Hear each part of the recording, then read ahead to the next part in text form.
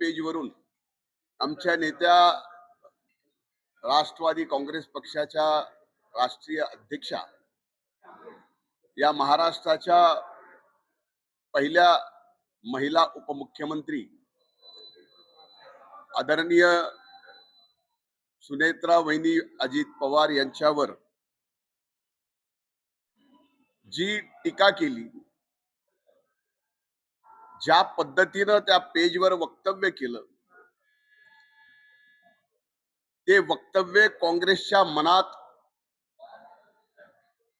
महाराष्ट्राच्या पहिल्या महिला मुख्यमंत्री सुनेत्रा वहिनी झाल्या त्याबाबत किती द्वेष आहे, किती घृणा आहे, हे त्या वक्तव्यातून या ठिकाणी स्पष्ट होतं. काँग्रेसने खरं तर त्यांचा इतिहास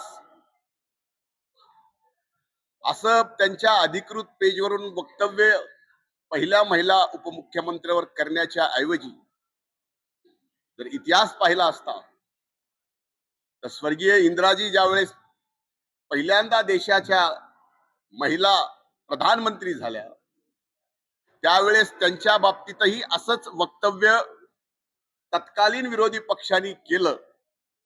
स्वर्गीय इंदिराजींनी देशाचं पंतप्रधान म्हणून ज्या पद्धतीनं कणखर काम केलं त्याच्यापेक्षाही चांगला अनुभव येणाऱ्या काळात या महाराष्ट्रात आमच्या नेत्या या राज्याच्या पहिला महिला उपमुख्यमंत्री सुनेत्रा वहिनी या ठिकाणी करून दाखवणार आहे. आणि तेच भीती, तेच आमच्या वहिनी साहेबांचा द्वेष हे काँग्रेसच्या त्या पेजवरून आपल्याला पाहायला मिळाला. खर तर तो बीडचा दौरा आदरणीय सुनेत्रा वहिनी साहेबांचा बीडचा पालकमंत्री म्हणून होता. 24 तारखेला 5 वाजल्या, संध्याकाळी 5 पासून ज्या बैठका चालू झाल्या त्या 11 वाजेपर्यंत, दुसऱ्या दिवशी सकाळी 7 वाजल्यापासून डीपीडीसीची बैठक संपून इतर बैठका संपून अधिकृतपणे बीड जिल्ह्याच्या सर्व वर्तमानपत्राच्या प्रतिनिधीला, प्रेसला, माध्यमांच्या प्रतिनिधीला हे सुस्पष्टपणाने पत्र दिलं होतं की पत्रकार परिषद नाही तर बैठकीमध्ये एकूण जे कामकाज झालं त्याचं निवेदन आदरणीय सुनेत्रा वहिनी साहेब या ठिकाणी करतील. आणि ते निवेदन वहिनी करत असताना आपण पूर्ण जर ती प्रेस पाहिली तर लक्षात येईल, निवेदन करत असताना सुद्धा आपलं संबंध दुःख विसरून त्या या महाराष्ट्राच्या मायबाप जनतेची सेवा करायला आज उतरल्यात. आणि निवेदन करताना ज्यावेळेस दादांचे 2 कामांच्या संदर्भात विषय आला त्यावेळेस वहिनी सुद्धा अतिशय भावनिक झाल्या. मी त्यांच्याकडे पाहिल्यानंतर मला असं वाटलं की त्यांचा हुंदका बाहेर येतोय का, म्हणून त्यानंतर बोलल्यानंतर माध्यमाचे प्रतिनिधी प्रश्न विचारत होते तर मी त्यांना म्हणलं की आपण आता थांबायला पाहिजे, कारण हा प्रश्न उत्तराची प्रेस नाही. अधिकृतपणे हे सांगितलेलं आहे, हे पत्र अगोदरच दिलेलं आहे की हे फक्त निवेदन करण्यात येईल, प्रश्न उत्तर पत्रकार परिषद नाही, फक्त निवेदन करण्यात येईल. हे सुद्धा माध्यमांनी लक्षात घ्यावं. आणि म्हणून या ठिकाणी मी स्वतः प्रेसला म्हणलं की आपण लक्षात घ्या, पहिल्यांदा पालकमंत्री म्हणून आल्यात, अतिशय भयंकर दुःख पचवून त्या या ठिकाणी मायबाप जनतेची सेवा करायला आणि दादांचं सामान्य माणसाबद्दल असणारं प्रेम, त्यांच्या प्रती असणारं निष्ठा, त्याचा वारसा चालवायला त्या पुढे आलेल्या आहेत. त्यामुळे आपण सुद्धा त्या ठिकाणी तेवढं थोडस भावनिक होऊन थांबायला पाहिजे होतं निवेदन झाल्यावर. पण स्वाभाविक आहे, बीड जिल्ह्याच्या माध्यमांच्या बाबतीत मी स्वतः ट्विट केलं की 90 नाही 95% प्रतिनिधी प्रिंट इलेक्ट्रॉनिक मीडियाचे अतिशय चांगलं काम करतात, फेअर काम करतात. पण काही मंडळींना मात्र बीड जिल्ह्याचं वातावरण सहजासहजी निवडू द्यायचं नाही. जातीपातीचं ज्या पद्धतीचं राजकारण चालू ठेवायचंय त्याच्यासाठी ते तुझबरही त्यांचे प्रयत्न कमी पडू देत नाहीत. हे मी गेली 4 दिवस माझ्याच बाबतीत माध्यमांवर एकदा हे एकदा ते. आता चमत्काराचा विषय झाला, ते जर भाषण तुम्ही पूर्ण ऐकलं असेल तर तो चमत्कार माझ्या तब्येतीच्या बाबतीत होता, राजकारणाच्या बाबतीत नव्हता. दुसरा विषय शेतकऱ्यांच्या बाबतीत, तो शेतकरी वहिनी साहेब समोर असताना अतिशय जोरात असं समोरून बोलत होता. तर मी म्हणलं शांतपणाने सांगा तर वहिनी साहेबांच्या लक्षात येईल. एवढंच बोललो की माध्यमांनी चालवलं की शेतकऱ्याला मी दाब दिला.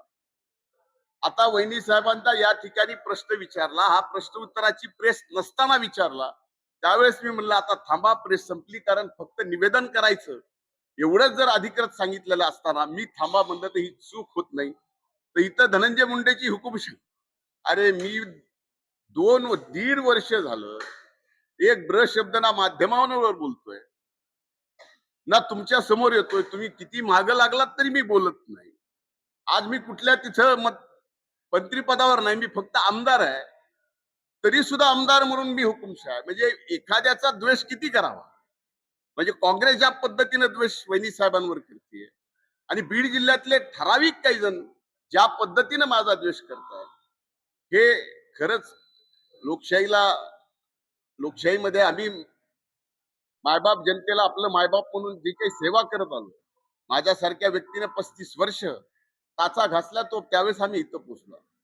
पण फक्त समाज घटकातल्या एका व्यक्तीला पूर्णपणानं टार्गेट करायचं, ते एक दिवस नाही, मागं 252 दिवस मीडिया ट्रायल झालं. आता सुद्धा तेच चाललं.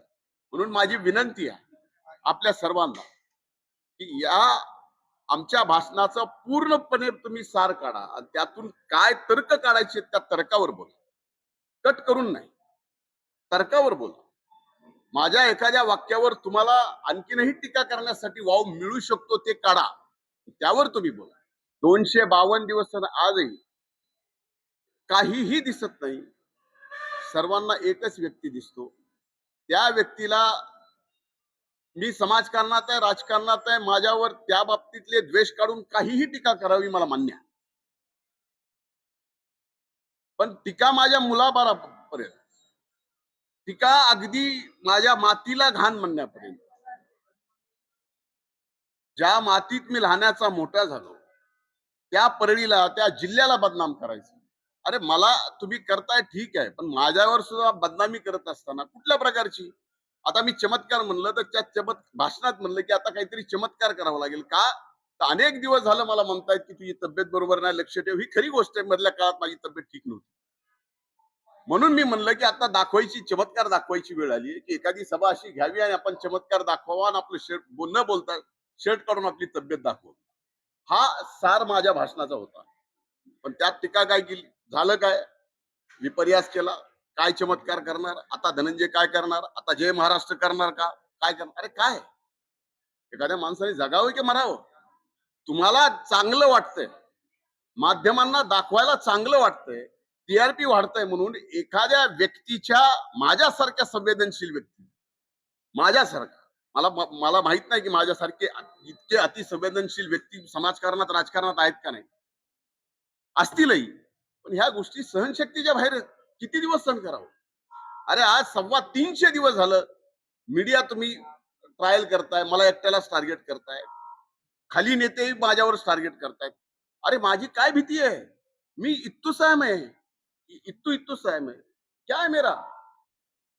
म्हणून मला संपवण्याचा ज्या पद्धतीने प्रयत्न केला जातोय, त्याच्यासाठी जातीपातीचं राजकारण जे केलं जातंय आणि एकाच समाज घटकाला या ठिकाणी बदनाम करून त्या ठिकाणी जे केले जाते, ते माझ्यासारख्यानी आजपर्यंत जीवनात कधी जात पात धर्म न पाळता, कधी अंगाला शिव पण दिलं नाही, न पाळता काम करणाऱ्या व्यक्तीला जर असं मी जातीचं करतोय, मी फलानं करतोय, हे जे चाललंय, त्यामुळे मी मी उद्विग्न होऊन माझ्या मनातलं बोललो की अशा परिस्थितीत आज जे काही राजकीय सामाजिक परिस्थिती निर्माण झाली, त्यात खरंच आपण सूट होतो का, हा विचार माझ्या मनात आला, म्हणून मी ते व्यक्त झालो. मला नावं पुन्हा, एक मिनिट, ज्यांनी ज्यांनी माझ्यावर टीका केली, अगदी व्यक्तिगत केली, भ्रष्टाचाराचे आरोप केले, ते कोर्टाने नलिफाय करून, ज्यांनी अपील केलं, ज्यांनी पिटिशन दाखल केलं, त्यांच्यावरच कोर्टाने 1,00,000 रुपये दंड दाखल, ह्या सगळ्या परिस्थिती तुमच्या समोर आल्या. मला कुणाच्याही बाबतीत काही बोलायचं नाही. माझा नियतीवर विश्वास आहे. आणि हा हिशोब नियतीच करत असते त्याचा. ज्यांनी खोटं केलं, मी जीवनामध्ये कधीच विरोधी पक्ष नेता झालो, आरोप खोटा केला नाही, पुरावा असल्याशिवाय मी कधी केलं नाही. पण या ठिकाणी चाललंय, माध्यमांनाही बरं वाटतंय, त्याबद्दल आता मी सांभाळून स्वतःला घेतोय की आपणही बरं वाटून घ्यायचं काय जे चाललंय. ए, आता तुम्हालाच माहिती की त्यांना 1,00,000 रुपयाचा दंड लागलाय, मी तेच म्हणतोय. हायकोर्टाने, माननीय उच्च न्यायालयाने 1,00,000 रुपयाचा दंड, त्यांनी जे पिटिशन दाखल केलं त्या बाबतीत, हा प्रश्न त्यांना विचारा ना. कधीतरी ही हिंमत करा माध्यमांनी. त्या बाबतीमध्ये मला काही आता बोलायचं.